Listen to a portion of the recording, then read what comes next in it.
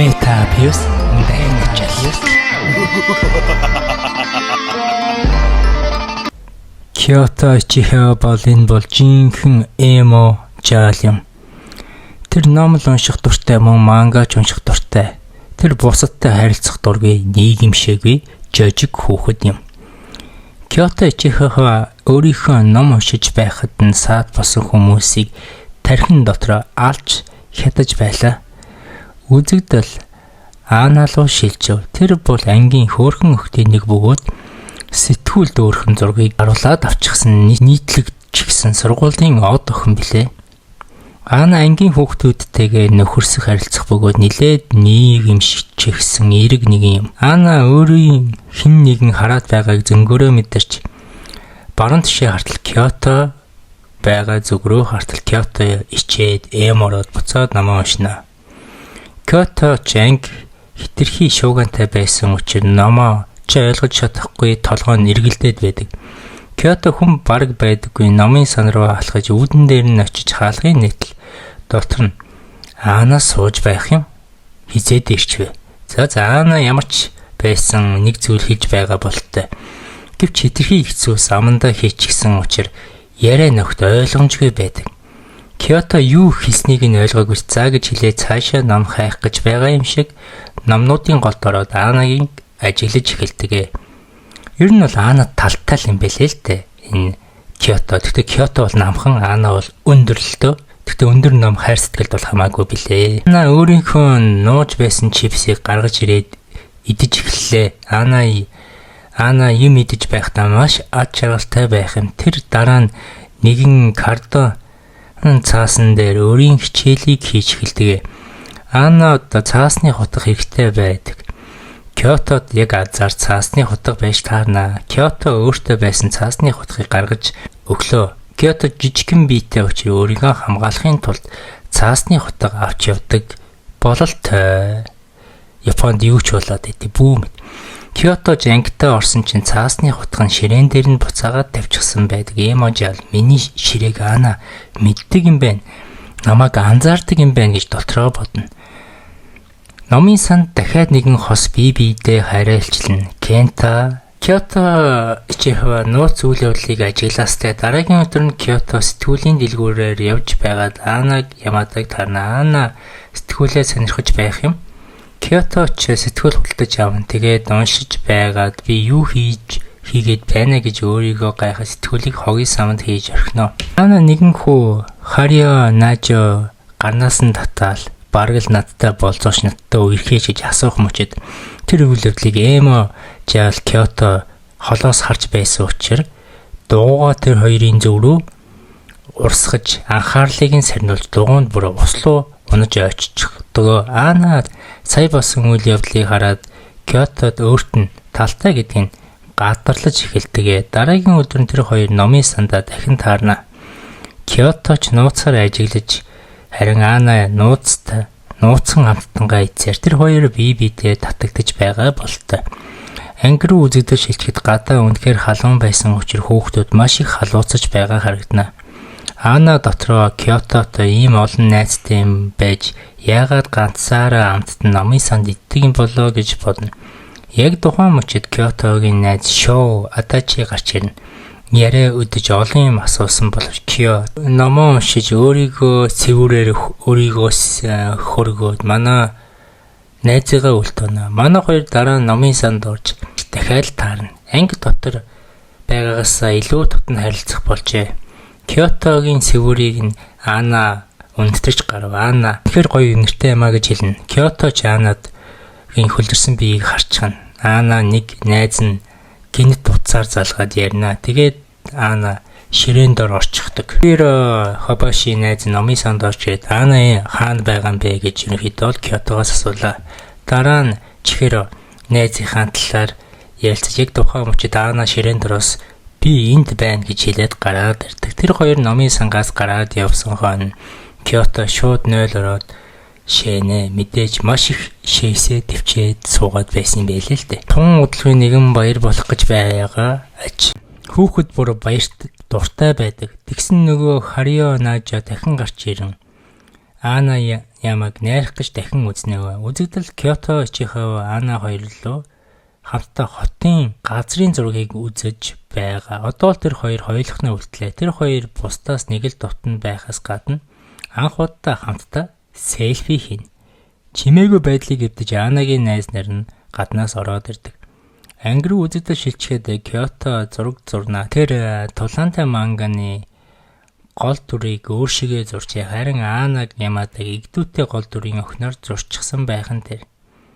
Кёто толгой өвдөд байсан учраас эмчийн өрөөнд орно. Харин Анагийн хажуугийн талын орон дээр нь гидсэн өвчгсөн хэвтэж байлаа. Тэр хоёр биений хараад инээр далтна. Ана өөртөө байсан илүү имийг Кётод өгөөд санаа тавиал тэр хоёр ёстол бидээ үнэхээр санаа тавина. Кёто дараа нь өөрхөн зурсан зургийг Анад үзүүлдэг. Ана зургийг нь хараад маш их баяртай байх нь тэр. Дараагийн өдөр нь бүх хүүхдүүд спорт заланд орж сагсан бөмбөг сурах бэлтгэлд орохоор иржээ. Кёточ угаасаа тоглодгийн учраас нэг болонд зогсно. Харин Ана хажууд өвтөж байсныг санаж байх зүр Ана яг тухайн мөчөд Кётог харж байгаад бөмбөгөнд оногдоод хамраас нь цус гарчихна. Анагийн ерөнхийдөө эмч аваад эмчийн өрөөнд орж хам руу цаас чихүүлнэ. Ана санаа зовж байгаа Кёто нууцаар мөлхөж байгаад Анагийн ээжтэйгээ уцаар ярихын сонсчихно.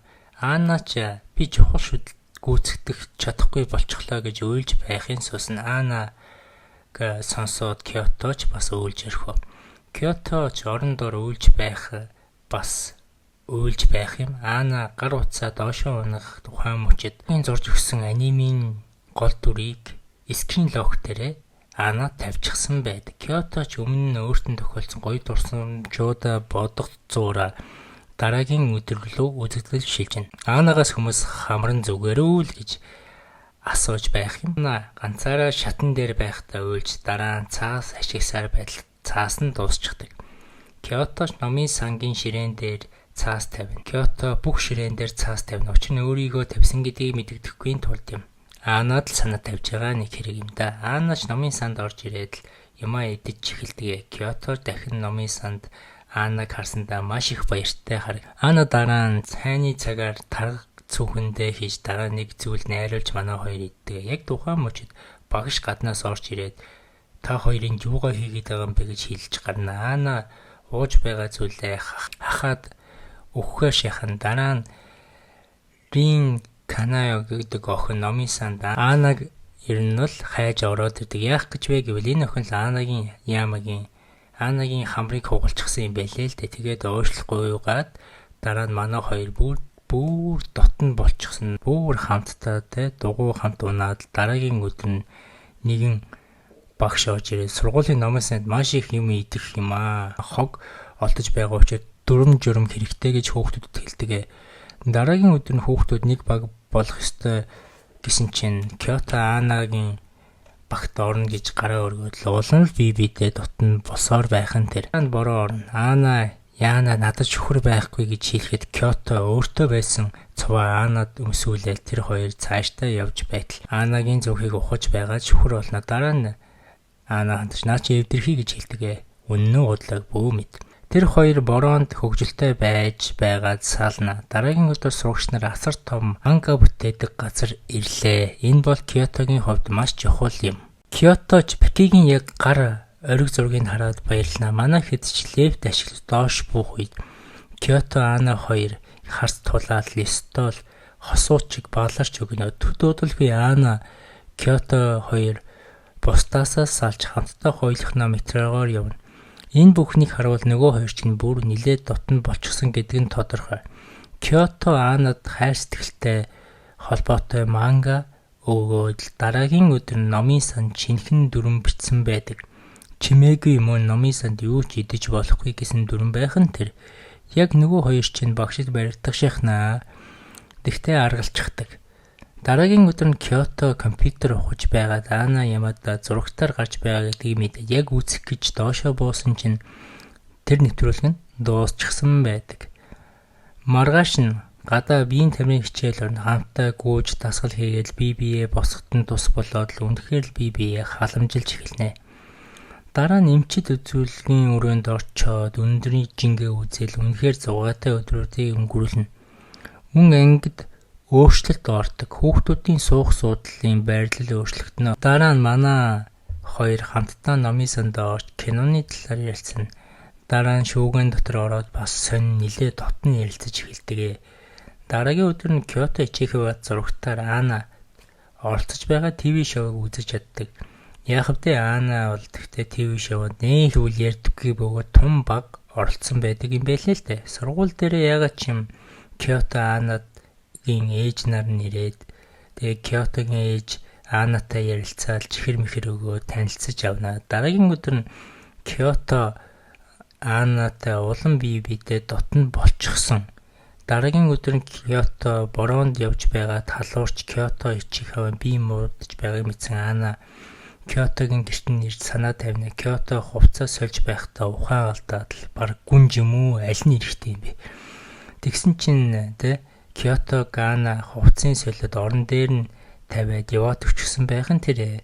Кёто биеийн гайгүй идэрснийх хойно гэрээсээ гарсан чинь тэгэл Ана хүлээж байх нь тэр. Тэр хоёр хамтдаа алхаж юм ярилцаж байгаад сургууль дээрээ ирнэ. Маргааш нь Эмо жаал маань ядаж байхаа сэтгэлээ илчлэхдээ тун муу учраа бодлоо хэлж чадахгүй. Ер нь бол баахан юм болсны эцэст Кёто Ана хоёр номын санд яг үнсэлцэх шахна.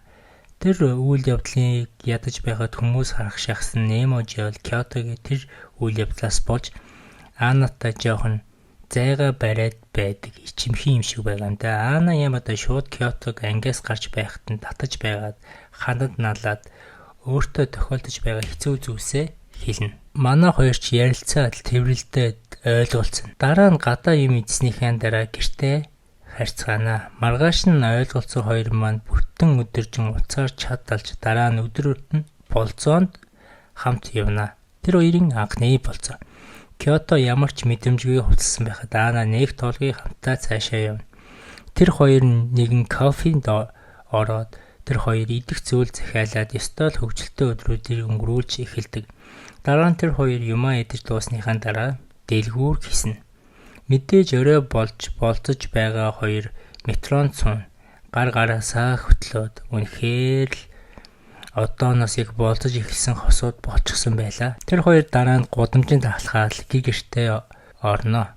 Үнэхээр дурсамж дүрэн болцоо ингэж нэг юм дууснаа. Кёто Ана өгсөн мангаг уншаад л Кёто гэрийнхэнтэйгээ цуг аялал хийж хосууд түр зур жоохон зайтай болно. Тэгтээ битүү уцаар чаадлаастай ядаж байхад Кёто ууланд явж байхдаа уцаа ухаж байгаад халтарч унаад гараа хугалчихнаа. Үнэн азгүй. Тэгээд Анад гараа хугалсан гэдгээ зургийг аваад явуулчихдаг. Тэгээд шинэ видео кал хийн мэдээж хосууд бие санаж байгаагаа хилээд орой болж байгаа учраас унтаж амарна. Дараагийн өдөр нь буцаад Кёто хоттой ирчихсэн байдаг. Мөн Анад зориулсан бэлэг буюу дэлхүүрний осор авчихсан байдаг. Осууд алхаж яваад гудамжинд таарна. Бие хараад маш их баяртай байдаг. Модон сандал дээр хөдөлсөж суугаад үнэхээр романтик. Анад мэдээж дэлхүүрний осрыг өгнө. Хараад байсан чинь дэлхүүрний осор нь Анагийн нохойтой үнэхээр ижлэх юм байлээ л. Дараагийн өдөр нь Кёто Анад дахиад сүм дуган дээр ерөнхийдөө явж байгаа таарад гарнуудаа нийлүүлж хавсгарч залбирна. Учир нь Кётогийн нэг гар нь гимчихсэн билээ. Кётогийн ерөнхийдөө бол тэгж явж байгаад гэрт нь Ана очиод зураг үзнэ. Хүүхэд байх үеийнх нь зураг ядаж байхад Кёто ч өмнө нь дэлгүүрээс авч байсан Ана өөрхөн сэтгүүлийг олоод харчдаг. Тэгээд л харах гэсэн чинь их өвгий байрлалаар нөгөө хоёр ч хөшөж орхино. Дараагийн өдөр нь манай хоёр энэ жилийн хөвгөлтэй байлаа гэж хэлээд тэрвэлснээр манай аниме 1-р бүлэг дуусна. Энэ бичлэг дажгүй хандлт авч 30,000 үзэлт авах юм бол 2-р бүлгийг яриад өгнө. Аль хэдийнэ гарчихсан байгаа. Тэр хүртэл надад бэлдсэн маш олон аним байгаа шүү. Та бүхэндээ би дуртай шүү.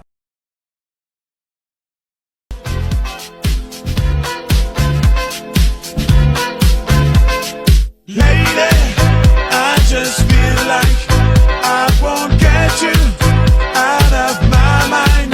I feel love